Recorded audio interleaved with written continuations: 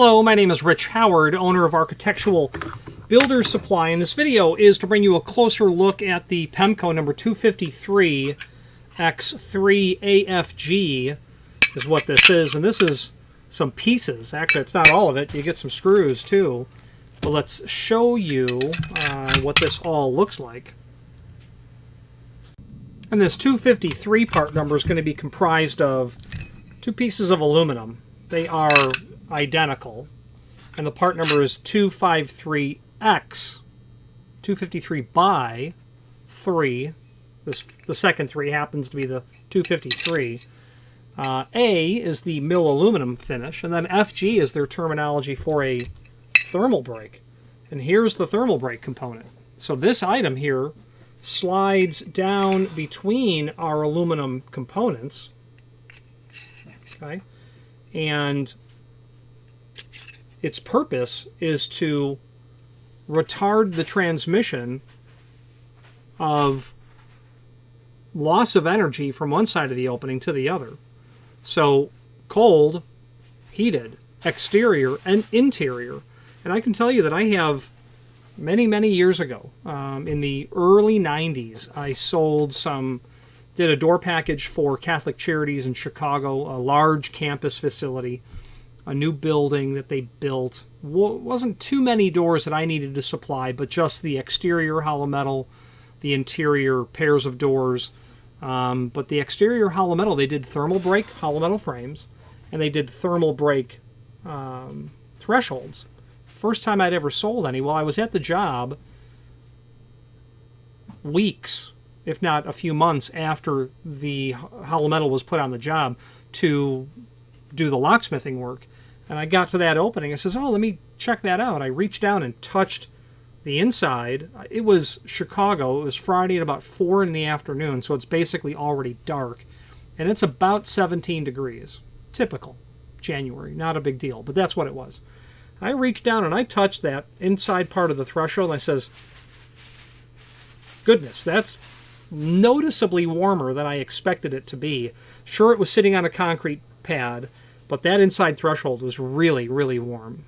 The exterior was frozen beyond recognition, but really effective. Not only that, but I think you're really going to notice over time that you're going to have a more behaved threshold on the inside as well, because all that cold is just going to come in here. That really super cold is going to hit that warm air on the inside. That's going to, you'll have condensation that occurs there as well. And while thermal break thresholds are most definitely more expensive, in the long-term scenario on exterior applications, in not only a northern climate, but in a southern climate as well, where you don't want to lose your air conditioning, well worth it, I believe, over the lifespan of the building or the lifespan of the inserted material itself. So this is just obviously a sample piece. This happens to be about 6-inch wide is the bottom line. This is made up of those two 3-inch half saddles, and with that thermal break spline, you're probably going to be about 6 1/8. Indeed. Overall height, this is going to be 1/2 inch. Okay. 1/2 inch overall height. Grooved or fluted top. That is really part and parcel of making it an anti-slip sort of surface. I've walked over smooth thresholds, and I've lost my heel on it one time. So I don't know that you'll get well, you actually can get smooth top thermal break. I would want a fluted top. Some people would want it because of a different look, I suppose. If this was the genuine article, this would feature holes countersunk in it for the included screws, probably number 10 by 1.5 Phillips drive wood screw. Probably going to ship to you in components. I doubt that they're going to assemble it like I just did, but that's all that's necessary to assemble it, is just literally to do that. And it will hang like that, of course, until you install it onto your surface. Okay, rigid plastic spline that's here. The A in the part number, again, means mill aluminum. We can do that in different finishes. And what I think we'll do now is let's switch to the screen view, and let's take a closer look at the supporting documentation. Here is the item that we are indeed looking at, a cross-section there. little bit bigger one shows you what the dimensional properties are. This is called a saddle threshold. If you use your imagination, you can see why they would call it a saddle threshold. Extended description, 6 1/8 by 1/2 inch. Thermal barrier thresholds are manufactured with a rigid vinyl key. The vinyl key provides a break in the threshold that reduces the transfer of hot or cold temperatures from one side to the other. Supplied pre-drill, they do have a 1024 machine screw here, but that's not how this is included. That must be just coming out of the catalog. It must be. You can order it with machine screws if you're going to use lead anchors, which would be a good idea. But wood screws is how they've supplied it. So let's take a look and see how else we can buy that. There's a link below here to the manufacturer's page, and when we click on that, the manufacturer's page will indeed come up. And let's first take our part number, just 253X3, and let's open up that product catalog. Then do a find function on your keyboard for 253X3. I've put an underscore there, FG. And the underscore is how it shows in the catalog, because that's referring to the possible finishes. And here they are. I'll go over them now. Oil rubbed bronze equivalent, mill aluminum, solid architectural bronze. That is not aluminum. You can think of it as brass. That's what people call that. You can actually order this in solid brass, or what we would say architectural bronze. Needless to say, it would be orders of magnitude more costly than aluminum. Black suede powder coat, dark bronze, gold, and white suede powder coat. So base materials: aluminum, aluminum, aluminum, aluminum, aluminum, aluminum, brass. Onto that brass you can do mill or satin or polished or an oil rubbed process as well. But what's nice about getting to this section of the catalog, and it's page 119 of the 2019 catalog, is you'll be able to immediately see all of the other thermal breaks that are here. 1/4 inch high or 1/4 inch rise, 1/2 inch rise, different widths, an offset saddle style threshold, another one here as well. Those smooth tops I had mentioned earlier, these are made of stainless, and that's why they're smooth top, because you're not extruding this, you're just putting these into a shear and a press brake,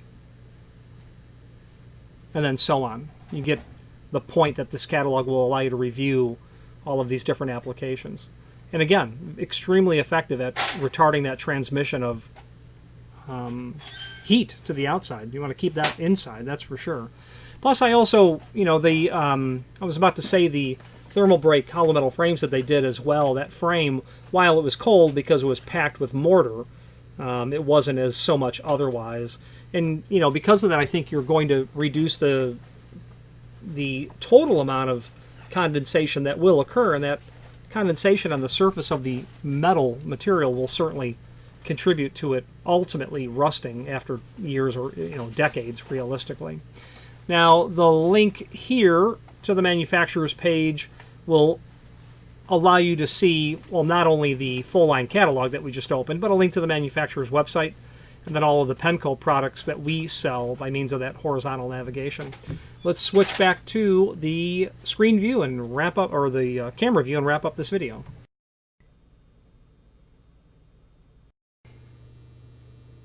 And so the question becomes where to use this threshold.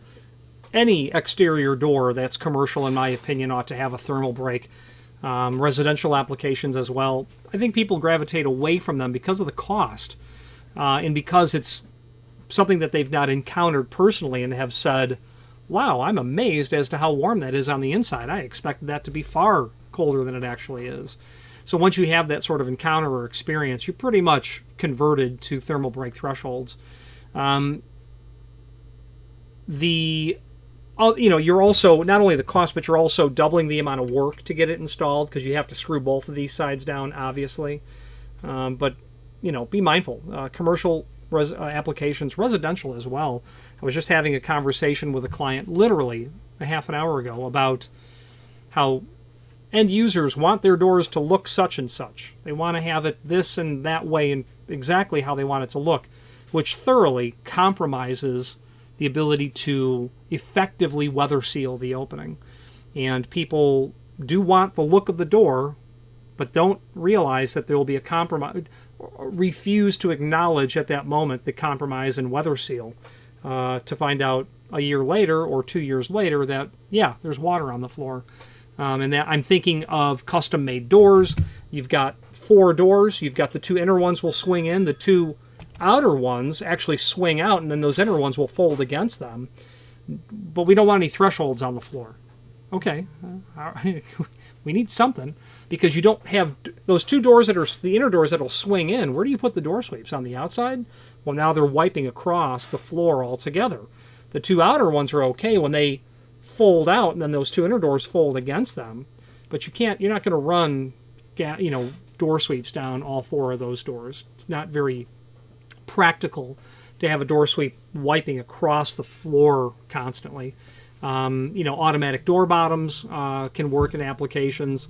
Rabbited door profiles or in the frame as well, to have mortised weather stripping into the edge that you can control the projection over time. Another application that is notorious for awful weather stripping would be, and you see it on the West Coast, 5-foot wide doors on center hung pivots.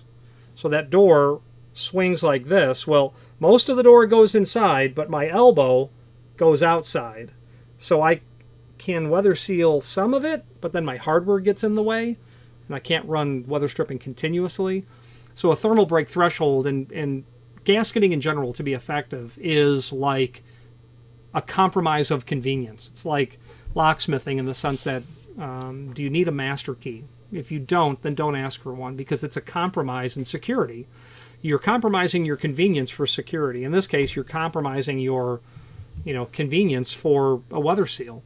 Where this project that I was just speaking to with this client, it's going to Arizona, and sand, wind, water, scorpions, okay, for real. The thermal break, Chicago, 17 degrees at 4 o'clock on a Friday. That's another day in the office for Chicago. So we have to have some sort of, confluence of sealing it, but also getting us what we can agree to. And a thermal break threshold is a great component of that, because it doesn't really force you to compromise. You're going to put a saddle threshold there anyway, right? Put a thermal break saddle threshold. There you go. The name Pemko is quite synonymous with gasketing. A company, and I showed you that catalog. Their name, that catalog and their name features more options and variety than any other manufacturer that has a catalog. So you might take a look at them at Pemko just for that reason alone. This can be ordered in any length that you want, from really short, 2 foot or whatever, out to, well, we have 8 foot listed currently in the site, but these extrusions are probably 16.5 foot long, and it just becomes a matter of what is the cost to ship. So if you need 12 foot pieces, that can be accommodated. It will also go tractor trailer. Some people will say, well, I've got 7 6-foot openings, so give me 4 pieces at 12 foot. No. Just order 7 6-foot pieces, because of that cost of shipping also turns, orders of magnitude more expensive as you get longer. But it can be accommodated. If you're doing a commercial project and you've got 16 bay doors and this is the threshold that's being used, yes, we can supply you 16, 14-foot lengths or whatever it might be. So just because it's listed doesn't mean it can't be supplied. Any questions on the 253X3AFG thermal break threshold or any other Pemko product, please feel free to reach out to us. And thank you. Again, thank you for watching, and if you've enjoyed this video, please click thumbs up. Please subscribe and maybe even send the video to someone that you know. Thank you.